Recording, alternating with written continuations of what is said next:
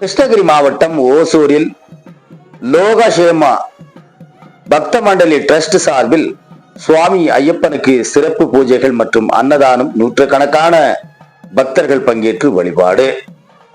கிருஷ்ணகிரி மாவட்டம் ஓசூரில் லோகக்ஷேமா பக்த மண்டலி டிரஸ்ட் சார்பில் சுவாமி ஸ்ரீ ஐயப்ப சுவாமிக்கு சிறப்பு பூஜைகள் மற்றும் அன்னதான நிகழ்ச்சி விமர்சையாக நடைபெற்றது. டிவிஎஸ் நகர் அருகே அமைந்துள்ள சின்னகொத்தூர் ஸ்ரீ ஆஞ்சநேய சுவாமி திருக்கோவிலில் உள்ள மருதி மண்டபத்தில் நடைபெற்ற இந்த நிகழ்ச்சியில் அதிகாலையில் 5 மணி அளவில் கணபதி ஹோமம் நடைபெற்றது.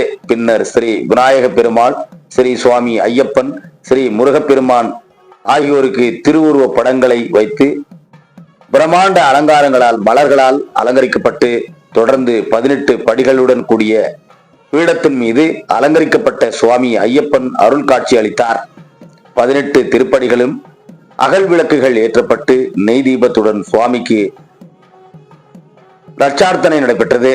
இதனைத் தொடர்ந்து சபரிமலைக்கு செல்லும் மாலை அணிந்து விரதம் இருந்து நித்திய பூஜைகள் செய்யும் சுவாமிமார்களுடன் கன்னிசாமி உள்ளிட்ட ஏராளமான பக்தர்கள், குழந்தைகள், பெண்கள் என அனைத்து தரப்பினரும் உற்சாகத்துடன் கலந்து கொண்டு சுவாமி ஐயப்பன் மீது பக்தி பாடல்கள் பக்தி பரவசுடன் பாடி பஜனைகள் செய்து வழிபட்டனர்.